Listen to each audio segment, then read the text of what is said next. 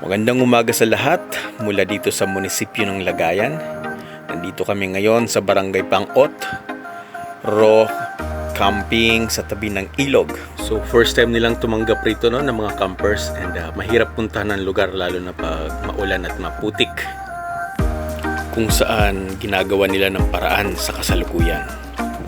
Ito naman ang aming base camp para sa aming 3 days 2 nights camping. At bago magsimula ang aming adventure ngayong araw, kailangan namin pumirma ng accident waiver form.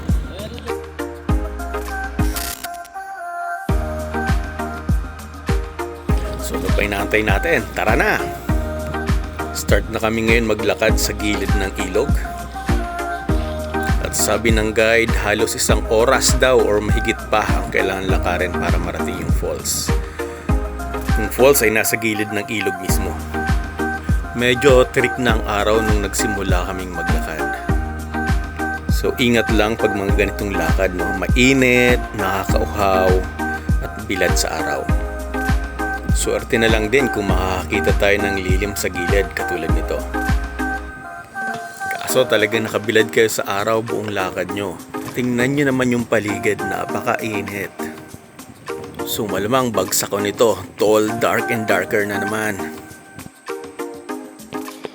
Pagkatapos ng ilang metrong lakad, maraming tawid ilog gamit ang mga balsa gaya nito. Kailangan namin magbalsa dahil malakas ang agos at may kalaliman din ng tubig sa gitna.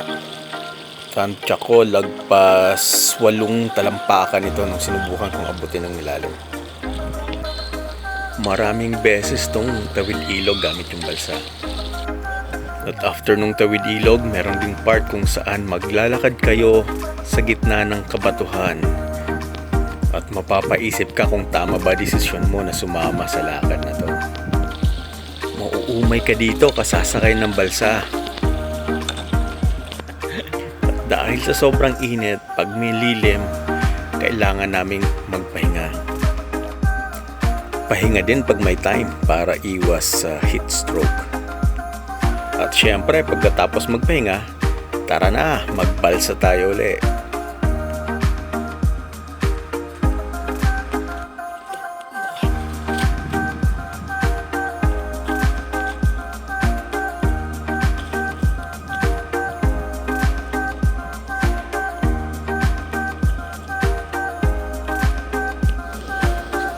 Alas 11 na, and then lalakad pa rin kami punta sa falls.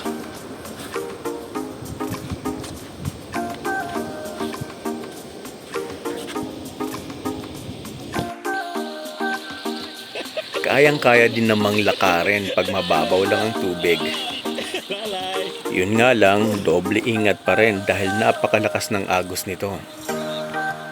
At dahil sa lakas ng agos na yan, nakakapagod bawat hakbang.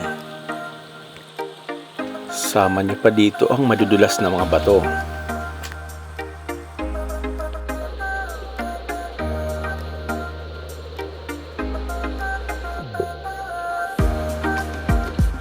May mga nadaanan din kaming kuweba sa gilid ng ilog. Tambayan siguro to ng mga lokal. Or pahingahan pagkatapos mangisda dito sa ilog. Napakalamig ng ihip ng hangin sa kuweba na to. Malayong malayo sa hangin dun sa labas.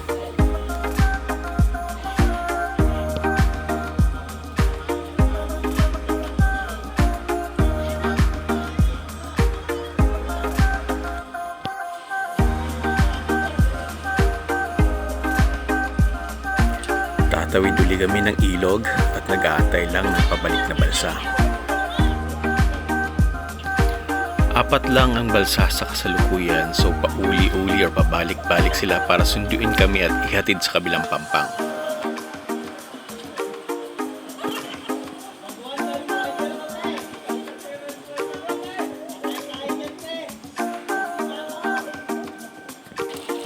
Malapit na daw kami, sabi ng guide.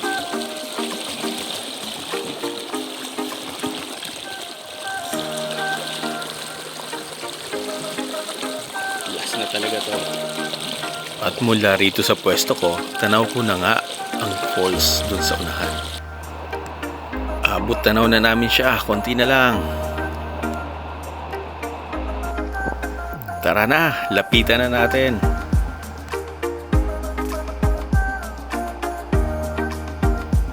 Promise, huling sakay na to ng balsa. Mararating na natin yung talon. Halina't pakinggan natin ang himig ng tubig na nahuhulog mula sa falls na to.